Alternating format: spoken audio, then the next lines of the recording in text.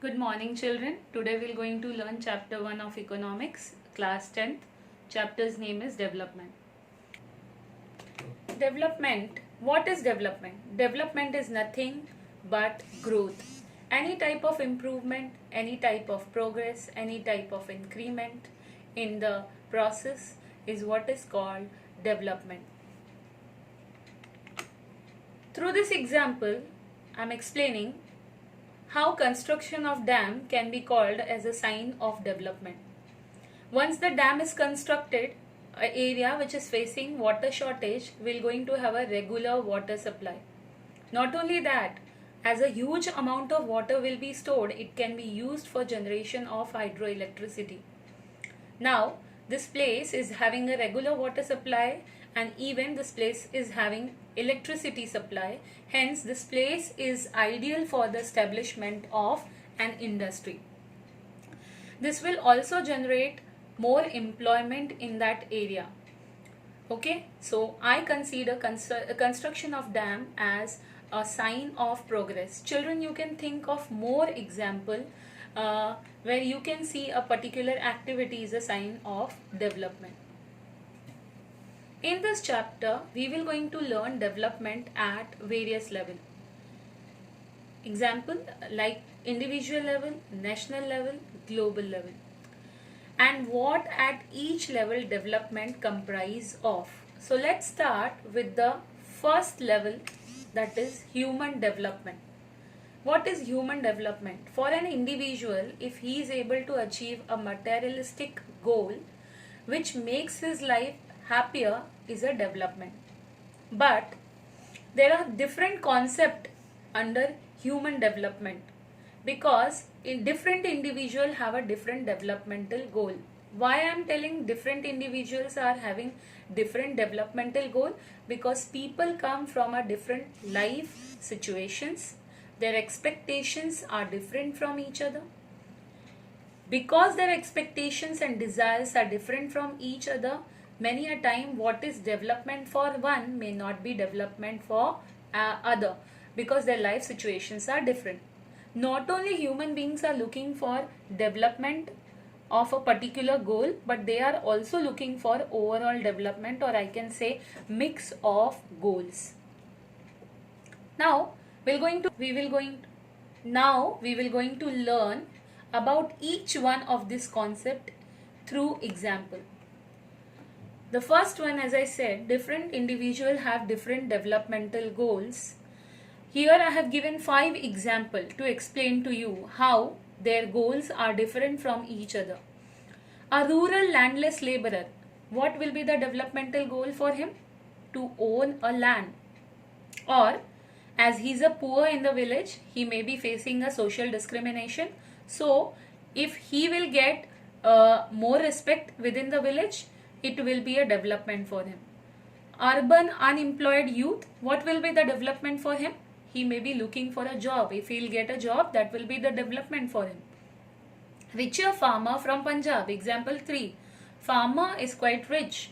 He is having a land. He has a vast land. So he may be looking for a goal through which he can earn more money. If the government policies will be favoring him, he can get good price for his crop. That will be the development for him. Educated urban girl. She is an educated girl. She may be looking for a job. And not only that, even she may be desiring for more equality and freedom. So that will be the development for an urban girl. An industrialist, what will be the developmental goal for him? Owning more industries, more factories, or giving less income to the, giving less wages to the worker. Or maybe construction of dam can be a developmental goal for an industrialist. Okay, we are moving toward the second concept, that is different individuals' developmental goal can be conflicting in nature, or what is development for one may not be development for other. Through these 2 examples, I tried to explain here. See the example 1 here, brother and sister. Sister may desire for equal status, help from brother in the household, whereas the brother may not like it as it can be a restriction on his freedom. So definitely in this situation, what one is desiring, the other one is not liking. or what is, if one person goal will be achieved, the other person will be getting problem. Hence their goals are in conflicting in nature. Another example is an industrialist, like he is desiring for construction of dam. If dam will be constructed, he will be able to establish a factory in that area. But what about those people, tribal people who are living in that area and whose land will be submerged under water? This will not be a sign of development for them. So hence what may be development for one may not be development for other. We are moving toward the third concept, that is individual look for mix of goal. Here I'll give one example, that is a working woman. She is trying to get a job. Why? Because that will going to provide him income. Not only income, her one goal is accomplished, but after that she will start getting more respect within family and outside. She will going to now enjoy more freedom. She is sharing the equal status within the family and she is now more happier. So hence individual look for mix of goals. Now we are moving toward the second level of the development. When it comes to country's development, what will be the development and how to decide the country's development? One parameter of deciding country's development is per capita income. What is per capita income? GDP of the country, that is total income of the country, divided by the total number of people, that is population of that country. GDP is gross domestic product, that is what is the final value of services and goods produced in a particular year. That is what is called GDP of the country. Okay. So as I explained to you, per capita income is total income of the country divided by total number of population of the country. Per capita income is also called as average income. Okay, here two countries example I have given, Saudi Arabia and India. If I consider per capita income as an indicator to decide country's development, according to 2004's report, a country which has per capita income more than 4,53,000 US dollar will be considered rich country, and the country which has per capita income 35,000 US dollar will be considered poor country. In that particular year, India's per capita income was only 28,000 US dollar, and hence India was considered poor country compared to Saudi Arabia. But do you consider this indicator is the right indicator? We'll just see. So limitation of PCI. PCI is nothing but per capita income. There is problem with the per capita income, and through this example I tried to explain to you. Look on the screen and see country X and country Y. There are two countries whose per capita income is compared. In country X also there are 5 members, and country Y also there are 5 members. 1, 2, 3, 4 and 5. You can see the income of each individual. And now concentrate on the last column. Can you see PCI of both the country is equal? So if I consider PCI, I am missing, there are so many things. How? See, all the 5 individual in both the countries, you can see in country X, the comparison or distribution of income is quite equal. Whereas in country Y, you can see 4 members are earning very less, or their income is too less, whereas the 5th member's income is too high. So the average income hides the disparity. It is not telling how many people are rich and how many people are poor within the country. It hides the distribution of income. And there are so many other things which are being not clearly shown in PCI, or when I consider income as an indicator to decide country's development. Okay, in the case of India, there are 3 states given. You can see in a year 2003, Punjab, Bihar and Kerala's per capita income. If you will see here, the Punjab's per capita income is higher than the rest too. But when I see the next table, you can see here Punjab's infant mortality rate is higher than Kerala. It means the health facilities are not that good in Punjab. Literacy rate of Punjab is also lower than Kerala. It means not much number of people, or the school services are not that good. Okay. The net attendance ratio of class 1 to 5 is also less than Kerala. So if I look into this parameter, I can see that Kerala is progressing better than Punjab and Bihar is too bad. Now, the indicator which we have seen earlier is considered an important indicator under this program, that is United Nations Development Program or UNDP. It considers Human Development Index as an important indicator. The three dimensions of Human Development Index is life expectancy, expected year of schooling, and the GDP or GNP, gross national income.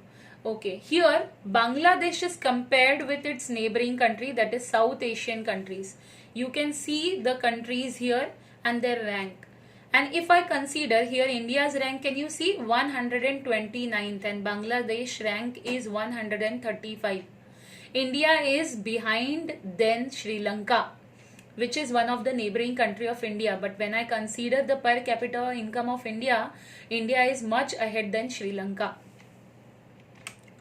So the three dimensions, as I explained to you, health, education and income. That is what UNDP is considering.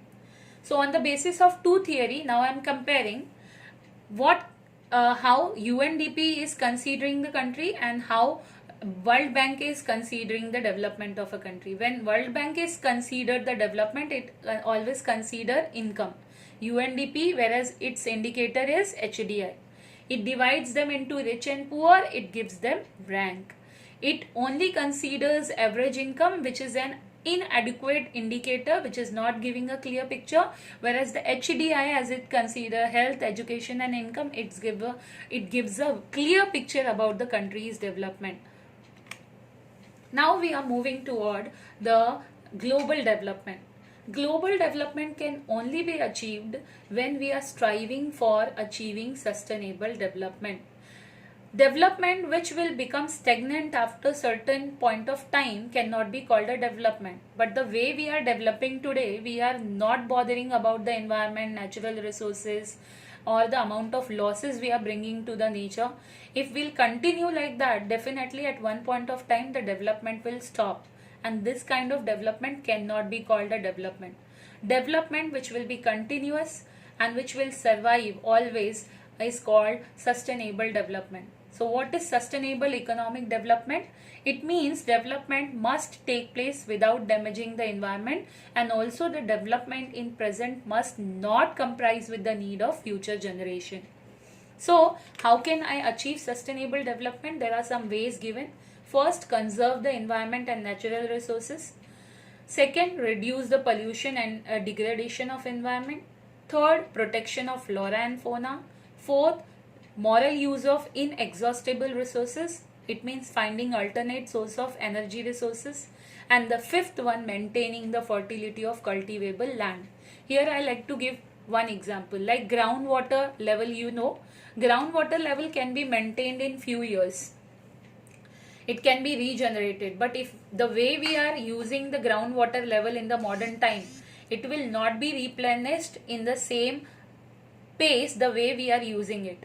So we have to understand, not only that, crude oil, take an example, it is one of the inexhaustible source of resource. And the way we all are using the crude oil, one day the stock will be exhausted. It will be, because it has a limited stock. So we have to, and at one point of time, the future generation will not going to have crude oil access.